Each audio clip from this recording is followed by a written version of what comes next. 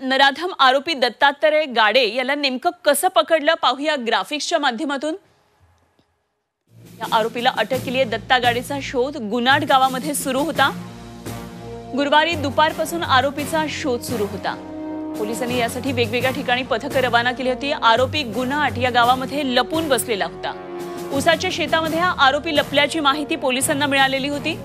तर एका वस्तीमध्ये रात्री पाणी पिण्यासाठी तो आलेला होता।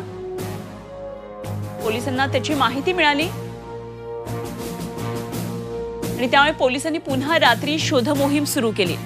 हा गाडे कुठे लपलेला आहे या संदर्भात पोलिसांचा तपास सुरू होता। शेतातल्या कॅनलच्या बाजूला हा आरोपी झोपला असल्याची माहिती पोलिसांना मिळाली आणि मध्यरात्रीनंतर पोलिसांनी दत्ता गाडेच्या मुसक्या आवळल्या। गुनाड गावातून आरोपीला पुण्यामध्ये आणण्यात आले आणि सध्या त्याला लष्कर भागामध्ये लॉकअपमध्ये ठेवण्यात आलेलं आहे। तर याच संदर्भात सध्या नेमक्या पुण्यामध्ये काय घडामोडी घडतात जाणून घेऊया। आमचे प्रतिनिधी अरुण मेहत्रे पुण्यामधून आपल्या बरोबर जोडले गेलेले आहेत। अरुण, महत्त्वाच्या घडामोडी आता यापुढे घडणार आहेत कारण दत्तात्रय गाडेला आता एकतर अटक केली आहे, त्याची वैद्यकीय तपासणी पूर्ण झाल्याचं कळतं आहे।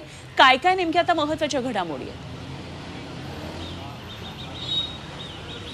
अनुपमा, कुठलीही गुन्हेगारी घटना घडल्यानंतर तपासाच्या दृष्टिकोनातून काही स्टेप्स असतात, काही पायऱ्या असतात। सगळ्यात महत्त्वाची बाब म्हणजे की त्या गुन्ह्यासंबंधीची तक्रार दाखल होणं। ती तक्रार अर्थातच स्वारगेट पोलीस स्टेशनमध्ये दाखल झालेली आहे।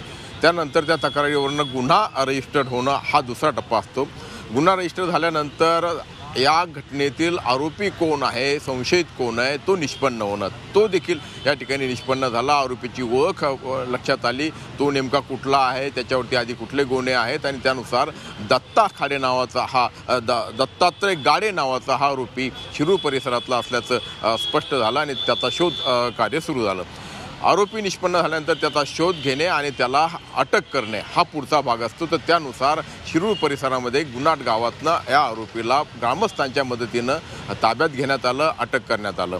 अटक केल्यानंतर पुढची पायरी असते ती म्हणजे आरोपीची वैद्यकीय तपासणी करणं। तर ती देखील रात्री पूर्ण झालेली आहे। या आरोपीला पुण्यातल्या लष्कर पोलीस स्टेशनच्या पोलीस कोठडीमध्ये सुरुवातीला आणलं गेलं आणि मध्यरात्रीत किंवा पहाटेच्या सुमाराला त्याला ससून रुग्णालयात नेण्यात आलं आणि तिथे त्याची वैद्यकीय तपासणी पूर्ण करण्यात आलेली आहे।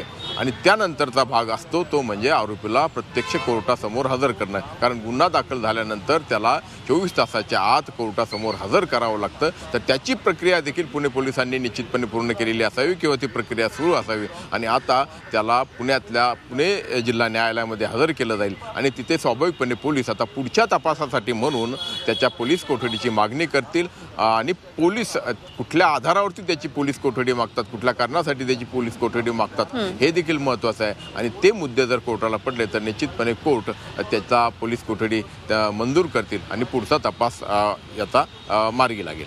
निश्चितच अरुण, एकंदरीतच कोर्टातल्या सर्व घडामोडींवर आता आपलं लक्ष असणार आहे। धन्यवाद दिलेल्या सगळ्या या सविस्तर तपशिलांसाठी।